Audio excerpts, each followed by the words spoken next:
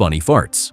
Folks, when a country thinks an enemy might attack, the military goes on high alert. That's normal. But imagine staying nervous for 15 years because of something farting underwater. Yep, that actually happened.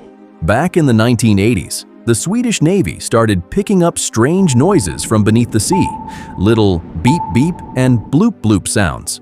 Sweden immediately thought, uh-oh, the Soviets are sneaking around down there. They spent millions on radar systems, deployed submarines, and kept their entire navy on high alert. For the next 15 years, Swedish forces used underwater microphones called hydrophones to track the mysterious sounds, worried that an attack could happen at any moment. But in 1996, scientists finally solved the mystery, and the answer was almost too embarrassing to believe. There were no Russian submarines at all. The strange noises were coming from huge schools of herringfish, passing gas. Yep, the sounds that had everyone worried were literally fish farts. And somewhere in Russia, they were probably thinking, guys, we weren't even doing anything. Meanwhile, the poor fish were just minding their business and digesting dinner. Strange ruler. Guys, what do you do when you're angry? Maybe yell at someone? Throw your phone across the room? Well, Roman Emperor Caligula took things to a whole different level. Back in 40 AD, Caligula, ruler of the Roman Empire and a man famous for his bizarre behavior, suddenly decided that the ocean itself needed to be taught a lesson. So he marched his entire army to the beach and proudly announced, "Today, we attack the sea." Now, imagine being a Roman soldier. You signed up to fight barbarians, not water. But orders were orders. Caligula commanded his men to swing their swords at the waves and punish them. Meanwhile, the waves just kept splashing back like they didn't even know they were at war. And then things got even weirder. Caligula declared victory and ordered his soldiers to collect seashells from the beach as trophies of their great triumph. Imagine the most powerful army in the world sitting on the shore, like little kids, filling buckets with seashells. But Caligula wasn't the only ruler who tried to pick a fight with the ocean. Back in 480 BC, Persian King Xerxes was preparing to invade Greece. He built a bridge across the sea, but a violent storm destroyed it. Furious, Xerxes reportedly shouted, "How dare the sea disobey me?" So he ordered his soldiers to punish the water with 300 lashes. Yes, they literally whipped the ocean. And just to make sure the sea learned its lesson, he even ordered chains to be thrown into the water as a form of punishment. Of course, the waves didn't care. They kept rolling in like Xerxes' tantrum was just background noise. I guess power can really go to your head, because apparently some kings thought they could put the ocean in timeout. Party of the rich. You've probably heard people say, the rich really brought the house down. Well, back in history, a bunch of nobles actually did, and things got really ugly. In 1184, dozens of wealthy nobles gathered inside a church in Erfurt, Germany, for an important meeting. Now, when you pack a lot of well-fed aristocrats into one room, eventually the floor starts asking some serious questions.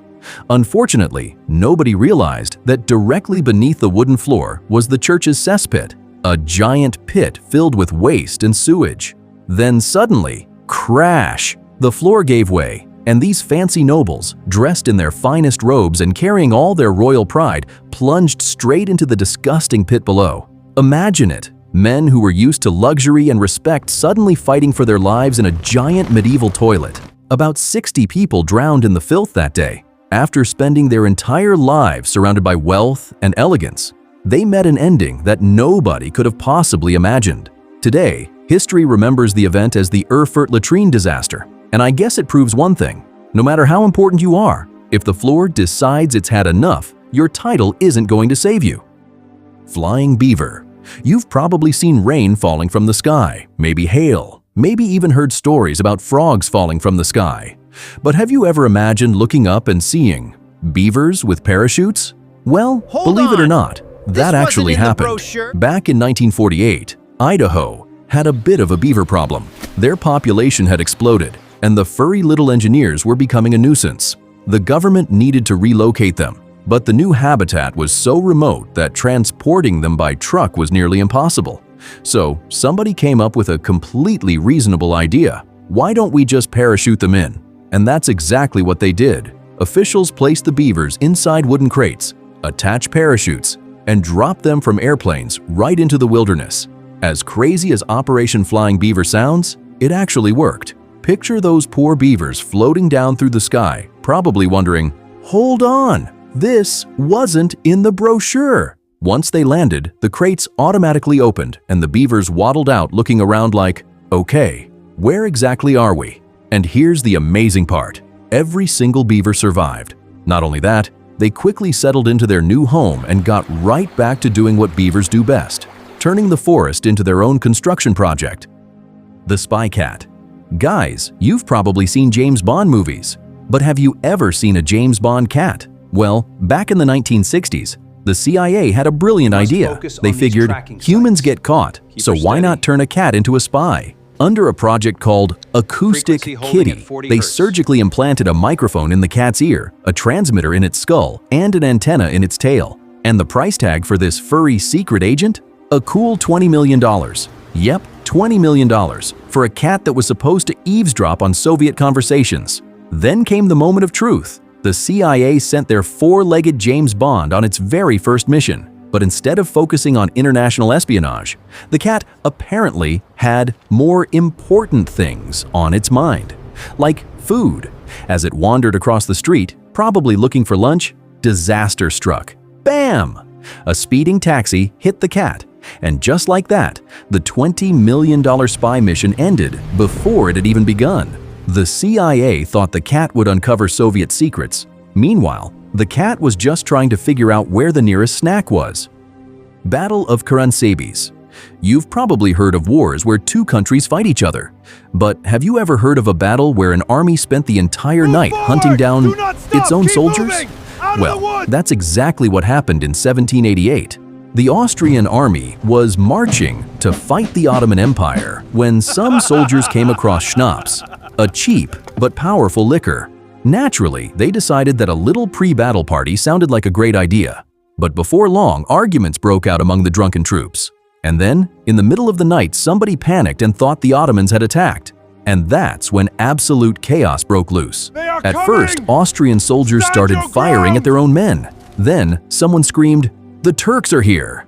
And suddenly, the entire army lost its mind. Units began running in every direction, mistaking their own comrades for the enemy. In the confusion, thousands were wounded, and many soldiers were killed, all without a single Ottoman soldier being anywhere nearby. And here's the funniest part. The Ottoman army didn't even show up until 2 days later. When they arrived, they basically found the Austrians had already done most of the work for them. Today, history remembers the disaster as the Battle of Caligula. Whether you call it the power of alcohol or just one giant misunderstanding, the Austrian army somehow managed to lose a battle against itself. Castro's super cow.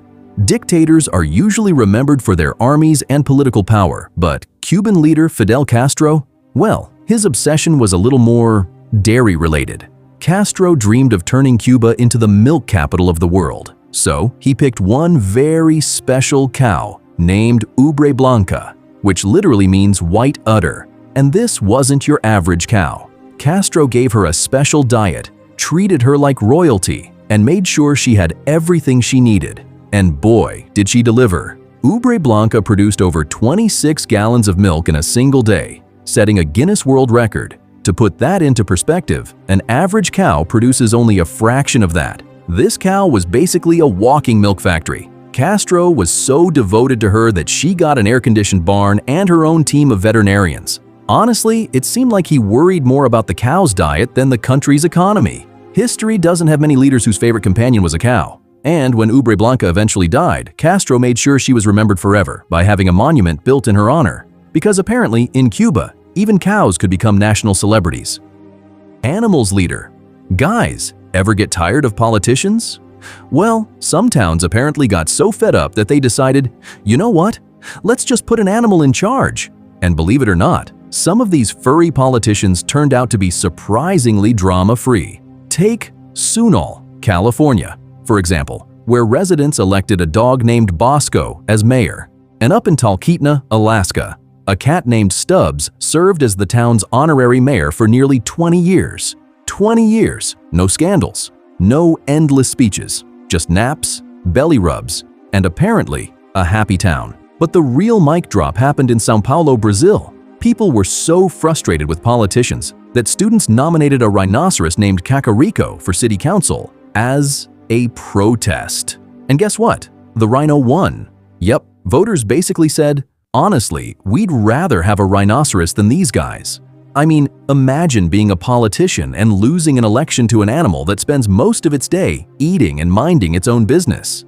So, the next time you head to the polls, just remember, your neighborhood dog might actually have a shot. And for more bizarre and hilarious stories from history, don't forget to subscribe to Nens Chronicles.